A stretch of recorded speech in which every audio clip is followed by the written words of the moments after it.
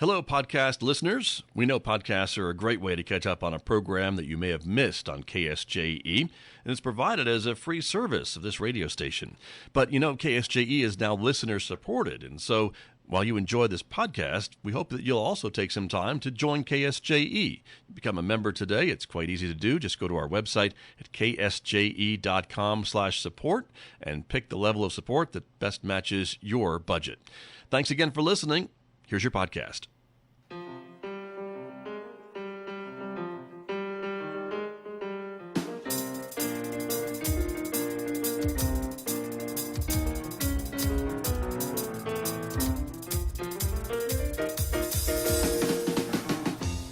10 minutes past 8 o'clock. It is Tuesday morning, the third day of June, 2025. Good morning, everyone. I'm Scott Michlin. Thanks for tuning in to KSJE, 90.9 FM over the air here in San Juan County, New Mexico. In Durango, Colorado, we broadcast at 103.3 FM. And if you're listening anywhere else on Earth, you're gone to our website to do that, streaming all the time from ksje.com. I also want to welcome our viewers this morning who are joining us. The video of this program is streaming out live to the KSJE Facebook page and also to our YouTube channel. So welcome aboard, everyone. So glad that you are with us today, because coming up in the next few moments, my guest, part of the San Juan Health Council. It's our monthly visit from a member of the San Juan Health Council to talk about things that are going on in the community from the New Mexico Office Department of Aging and Long-Term Services. We'll have that conversation in the next few moments right here on KSJE, so stay tuned for that. Then, of course, we'll remind you later on this hour, we'll be checking in with Amber Francisco from the Farmington Regional Animal Shelter. Amber will be talking about some of the pets available for adoption this week, including Oreo. That's the name of the black and white cat you see on the screen right there. So stay tuned for details about that coming up today, 8:50 a.m. on KSJE. Then we'll turn things over to Mick Hess. He is the host, of course, of Roving with the Arts, our weekday classical music program. You'll hear it on the radio and online today beginning at 9:06 a.m. A reminder, you can connect with KSJE on our other social media platforms, including now Blue Sky, in addition to Instagram and X and YouTube and Facebook. Check it out and maybe connect with us and find out more about what's going on here at the radio station. Also, you can connect with us on our podcast as well if you're a podcast listener. We've got podcasts on all the popular podcast platforms, so subscribe for free and discover a new local program that you may have missed recently. Outside our studios this morning here at San Juan College, it's a sunny Tuesday morning, 60 degrees at the moment. We're expecting maybe some increasing clouds today, about a 20% chance of rain showers still in the forecast. 73 for a high in Farmington today, but then the increasing chances for rain overnight tonight, 50% with a low near 60 degrees. Another chance for showers tomorrow, 70% chance of rain on Wednesday with a high of 64 and an overnight low of 56 with another 50% chance of rain before things kind of dry out. Partly sunny skies return on Thursday with a high of 71, and it gets warmer on Friday with a high near 78 and in the mid to lower 80s with lots of sunshine this weekend. Back with my guest right after this on KSJE. KSJE is supported by San Juan Regional Medical Center, whose vision is to deliver world-class care, making life better for the communities they are privileged to serve. Offering a comprehensive range of inpatient, outpatient, and emergency care services so residents can live life better here. San Juan Regional Medical Center, community-owned and operated, here for you. Turn right. Isn't it nice to have a little help getting where you're going? Your destination is ahead and 300 feet. When navigating life's challenges, the San Juan County Navigation Center can help you with navigating housing, navigating transportation, navigating medical providers, and more. Learn more online at sjcnavigate.net or call 505-636-7110. The Navigation Center, connecting to resources, empowering lives. You have arrived at your destination. I'm back in Studio A this morning with my guest, as I mentioned, talking about her connection to the San Juan Health Council. Welcome back to KSJE. Brandi Brickey is here. She is the Investigative Caseworker Supervisor for the New Mexico Aging and Long-Term Services Department. That's what I was trying to say before. Good morning. Welcome back. Good morning. Thank you very much. You're welcome. Good to have you here. And, of course, June, you reminded me when you got here, too, is Elder Abuse and Prevention Month. So it's another reason why you're here. Exactly. Yes. And that is really the work that you and your staff does. It's you and 2 investigators, right, that work here and cover all of San Juan County and parts of northern Sandoval County. Yes, that's correct. Got you. So that is a full-time job. It's a big job, too. It's a big job. And it keeps you all busy. And so your job is to investigate claims or allegations of abuse or issues with our elderly neighbors and residents, right? Correct. So we investigate abuse, neglect, exploitation, and self-neglect for any vulnerable adult. Any vulnerable adult. I got you. Exactly. Yeah. Anybody 18 and older who has a disability or incapacitations that makes it difficult for them to protect themselves, will get involved and will investigate. Got you. And so, and as you and I have talked before, and before we came on the air this morning too, how do you find out about these things? Is it usually just maybe a family member or others in the community that are concerned about these individuals' well-being, or how do these cases find you? Yeah, so everybody in New Mexico is a mandated reporter. So we have a web intake. We have a 1-800 number, which I'll say that. It's 1-866-654-3219. Okay. And it's 24/7. So anybody who has a concern or sees something is a mandated reporter, like I said, in New Mexico, and can call or do a web intake. It gets screened by a supervisor, and if it's appropriate and it meets our criteria, then it'll get assigned to an investigator. Got you. And so that means that, well, as you said, anybody, so any of us, if we're seeing something that seems not right, Yes. It's our responsibility as a citizen of New Mexico to report that so that it can be investigated. We're not being nosy, we're not getting people's business, but that's what the law says, I guess, right? Exactly, yes. Yeah, and we would rather get those reports than not having neighbors checking on neighbors or family checking in. So Right. the more you see, the more you can call in. Sure. And so when that happens, then kind of take us through the steps, because then you do an evaluation, I guess, to determine is it a legitimate issue that needs to be further investigated or maybe dismissed or what have you. Is that kind of what happens? Yeah, so once a supervisor looks at the intake, we make sure that they are a vulnerable adult. There has to be an actual allegation, self-neglect, exploitation, abuse, neglect, anything like that. And then once we assign it to an investigator, they have a certain amount of time to get out there and interview our alleged victim. That interview process includes a mini assessment to determine their cognitive ability and their capacity to consent. At that point, if they have capacity and they say, no, thank you, I don't want to proceed, I don't want to participate, that's fine. We do have them sign a refusal form and talk to them about the resources, the consequences, and we always give them our business card and let them know that we're still here if they change their minds. Right. If they want to proceed with the investigation, then my workers will move forward with interviewing other people, talking about what resources there are in the community, and first and foremost, making sure that our client is safe. Right. I guess that's an important thing as well. And so, and to get them those resources if they need them. Yes, absolutely. And so that's a situation. And so I guess making that determination maybe can be a bit, I don't know, controversial sometimes maybe, or maybe not, depending on maybe family members or whatever, if they have concerns about their loved one or what have you, but you have a certain standard and set of, I guess, standards that they need to meet in order to be determined that they are okay to manage their own affairs? Absolutely. Yeah. Some of the basic questions that we ask when we go in is what year is it? What month is it? Can you count backwards from 20 to 1? Can you do your months in reverse? And then we'll ask them questions. I'm worried about that right now, so you're concerning me right now, but okay. That one's hard for me sometimes. Right. But we also ask them questions like, okay, if you're so sick and you can't reach your caregiver or you can't reach your daughter or whoever your support is, what would you do? Just to kind of gauge where they're at and make sure that they understand that not only they're answering the question, but they can physically perform calling somebody, getting out of the house, contacting a doctor. Sure. Makes sense. And that's important, I think, for all of us to understand that, when our loved ones get older, that some of these things that we may not see readily available because it just happens maybe slowly over time, but for someone coming in from the outside, they may be able to make that assessment and have that different perspective to say, your loved one is diminished or is having some difficulties. Maybe they're not totally unable to care for themselves, but there are some concerns that the family should be aware of. Is that something that happens too sometimes? And can you tell that to the family and give them a heads up? So it depends. If there's enough information there for us to say that our client has capacity, If they give us permission to reach out to the family, absolutely we will. I see. If they don't have capacity and we have contact information for the family, we will reach out. We don't share information about the case. We're gathering information. We're doing our investigation portion, but we're wanting to get the family involved to help.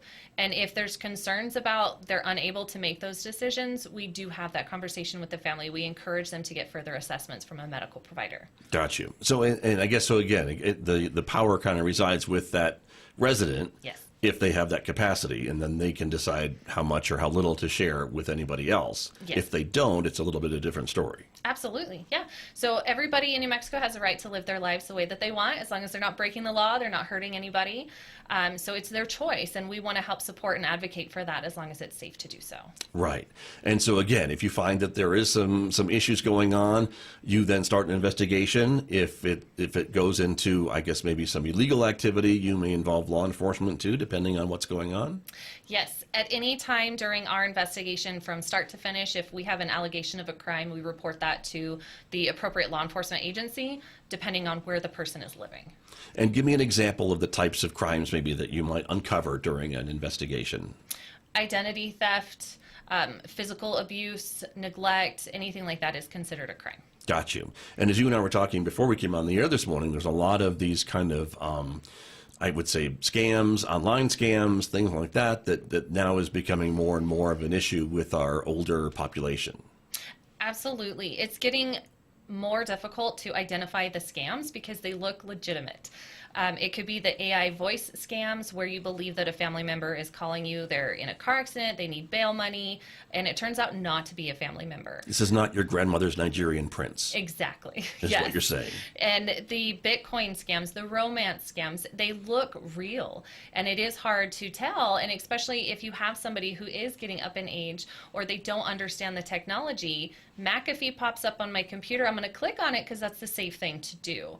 Or I've won a prize, but I need to give them money to get my prize. Yeah. And again, with all the technology today, it's getting harder to identify those scams. So those types of things would also trigger an investigation from your office. Yes. Yeah.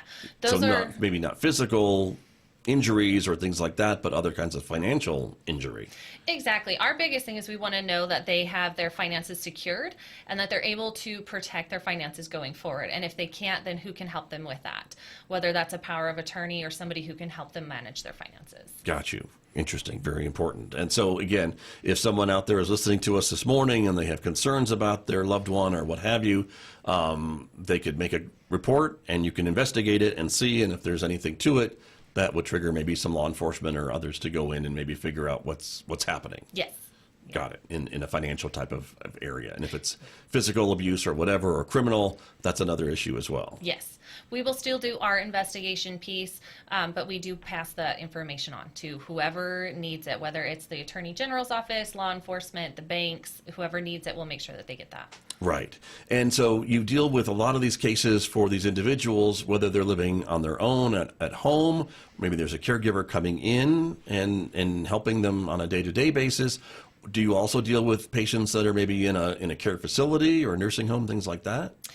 Yes and no. So Yes we and no. won't investigate a facility. Right. That is Department of Health, or excuse me, a healthcare authority now. Thank you. But if we find somebody that is being neglected by a family member, they're taken out on leave, or the family's wanting them to go home, as long as it's not a staff member of the facility, that is something that APS would get involved in and investigate. I see. Got you. But it's a little different. There's Yes. another agency that would deal with the facility.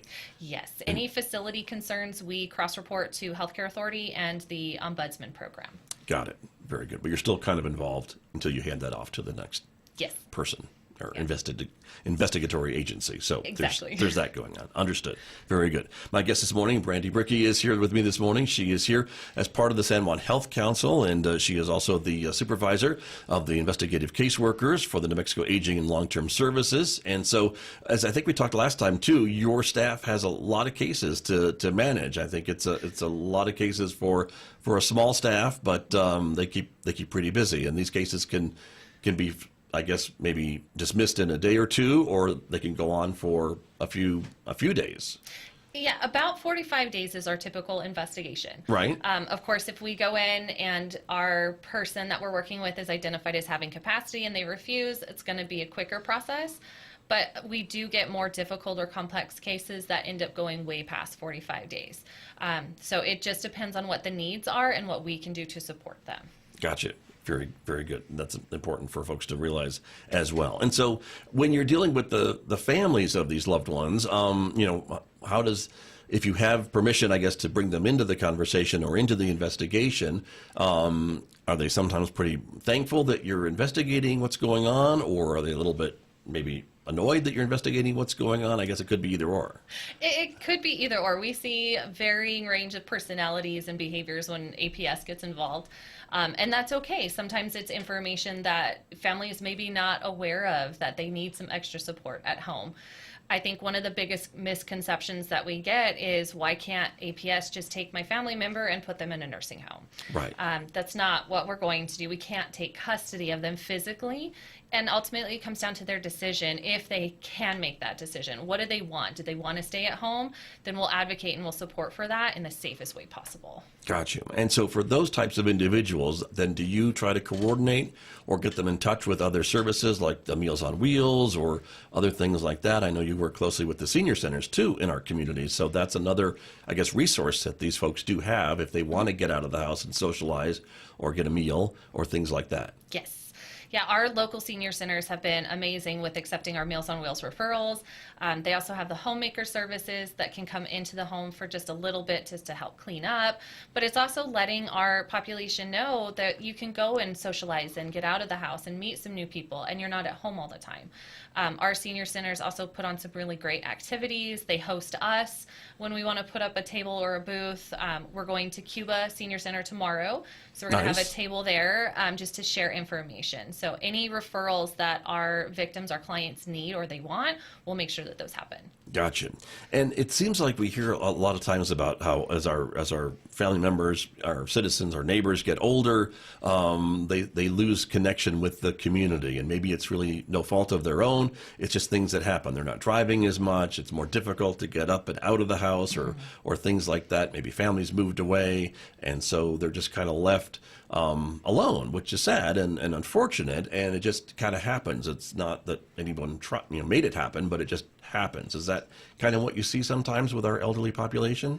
We do. Spouses pass away, families move, children grow up and they move away, and that natural support kind of diminishes over time. So we want to see if we can rebuild that. Right. And so there are resources the state has to be able to do that. And in most communities too, I would say. Yeah, absolutely. One thing that we specifically have is we contract with Basin Home Health for 8 hours of caregiving services per week. They'll go in and do some light meal prep, cleaning, and even just having a conversation with them to see how they're doing for the day. Right. And for a lot of people, I would think that just having that human interaction is a big deal. Yes. Because they're just, sometimes I talk back to my TV, but sometimes, having a bit more of a conversation is a little bit what's needed. Yes. Yeah. We run into that they maybe don't want anything from us, but they're just thankful that we showed up and we listened. Right. Yeah. And that can make a big difference. Absolutely. And showing some of these resources that are available as well. Yes. And I think, again, we can't say enough about the senior centers that do so much with the socialization activities that they provide, the meals, and just being able to get folks together to have that interaction. Yes. On a fairly regular basis. So yeah, absolutely. That's important as well. And so with the state and with these other programs and Meals on Wheels and things like that, it's not really under your program, but you do coordinate with them. Is that how it works? Correct. So we specifically do the investigation piece, and then we make referrals to community agencies. We have been gracious enough to be on the Health Council and get connections with a bunch of different agencies. And that's typically who we refer to, is somebody local who's here that can support our individuals that we're working with. I see. Got you. And so, again, being on the Health Council, as we talk about with them every month, it's got to be a great resource to be able to kind of share what's going on, what new resources are maybe in the community that maybe are brand new that we weren't aware of before, and just sharing that information. Yeah, I think every Health Council meeting I attend, I come back and I tell my staff, hey, I learned this today, just because it's one more resource that we can share with our clients. Right. Very good. And so as you investigate these things, again, whether it's physical neglect or abuse, it could be either or. Yes. or some other kind of incident that's maybe not as abusive physically, but maybe financially or things like that. You're also working with maybe the banks and other financial institutions maybe that are raising an alarm. Is that maybe how you get called into this too? Yeah, we do receive reports from banks. The good thing is they generally put mitigating factors in place before they send us the reports, which is great because it means we can investigate and move forward instead of trying to stop that financial exploitation from happening. Unfortunately, it is difficult to find out with perpetrators being overseas, online. So our biggest concern is their finances secured and how can we help them moving forward? Right. Got you. And so again, that's a little bit of limitations as to what you can do. But again, the banks maybe can do more, who knows, to maybe try to restore some of those funds that were lost or what have you, or at least put a block on anything else from going out the door. Yes. And so that's important as well. But your mission, I guess, and your goal is just to make sure that that individual is okay going forward. Is that the idea? Yeah, absolutely. We pick up wherever we're at. We start with what we've got and we move forward. And again, it's healthy aging, independence, advocating for them and supporting them and being safe and their well-being at home. Got you. And there are people doing this throughout our state. You work here in San Juan and northern Sandoval counties, but the whole state is covered by folks in your line of work. Absolutely, yes. Got you. And other states too, is this similar to what's done in other states? Is it a bit more, a bit less? Do you know how we compare to other states when it comes to services for our elderly citizens? That I don't know. We get reports from other states. We make reports to other states, especially if somebody's moving. But with New Mexico, I know that we do everything that we possibly can to make sure that our individuals are safe. They have the resources. I wish I knew a little bit more about the other states. But, sure. Yeah. Well, but your focus is here, so that makes sense. But again, if someone is moving here from somewhere else or has just moved here and maybe there's some concerns, that would trigger maybe an investigation. Yes. From your office, and so that's what's important to, Yes. to know as well. And so you mentioned you have a staff of 2 investigators that go out. I think you could probably use more.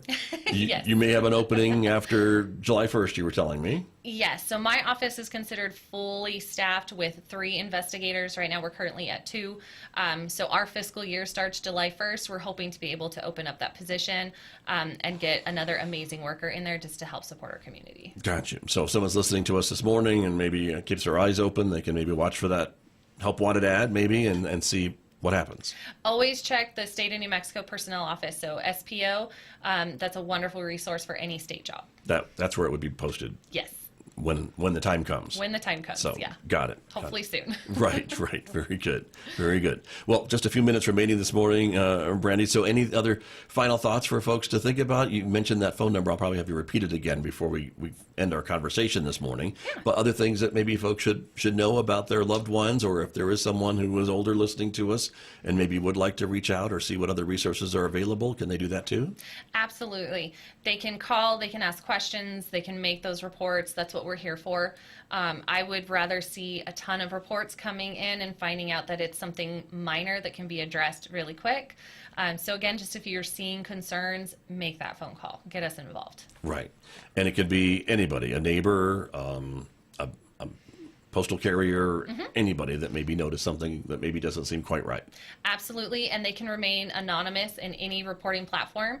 We also don't share that. So even if you do provide your name, we're not going to go tell your neighbor that you called. That's our information for us only. That's not anything that's shared. Got it. Got it. Very good. And again, you've got, if someone makes that report and you go up to someone's house and they don't want to talk to you, are they required to talk to you a little bit so you can make your determination? I imagine there's got to be some kind of a way to get them to at least to kind of answer your questions so you can determine if they're okay or not. We do our best to see where their capacity level is at with the questions that they are willing to answer, with what information they are willing to share. And if there's concerns at that point and they still tell us, no, I don't want to talk to you, then my staff especially, they'll come back and talk to me and see what else we can do, because there's concerns and it doesn't seem like that person at the moment understands the risks and the consequences. So that's where we may involve family or somebody else to help us get a little bit more information. If they do appear like they've got capacity, they've got everything up, they know the date, the year, those things, we're going to at least ask those questions. Sure. That's why we have them sign a refusal form. So that way they know I'm refusing APS services. I know the risks, I know the consequences, and I'm choosing not to move forward. Got it. Makes sense. And are these usually face-to-face, on the phone, or how do these things work, or does it guys depend on the situation? It's face-to-face. My staff and I, if I need to, I'll go to the home. Okay. We're going to come and meet you where you're at and try to get these conversations going. Got you. And I imagine face-to-face tells you maybe a bigger picture than maybe a phone call would. It does, yes. Yeah. And so that's important as well. Well, absolutely. Would you mind repeating that phone number again if folks would like to make a report or be concerned or come run into something that maybe they would just like to talk to someone about? What's that number? Absolutely. It's 1-866-654-3219. Okay, very good. And again, as we mentioned, June is Elder Abuse and Prevention Month, and so you'll be in Cuba tomorrow. Yes. Do you have any other things going on the rest of the month, or is it still kind of open for you to be scheduled? It's still kind of open. I'll show up wherever I'm needed. Okay, very, very good. Well, Brandi, I appreciate you coming in. Always some really good and useful information for the work that you and your staff does, so thanks for sharing that this morning. Thank you very much. You're very welcome. My guest this morning, again, connecting to the San Juan Health Council, my guest here on KSJE. Did you enjoy that podcast? We hope that you did. And if you did, share it with your friends. And if you really want to keep podcasts like this coming, please support KSJE. You can do it easily online at ksje.com.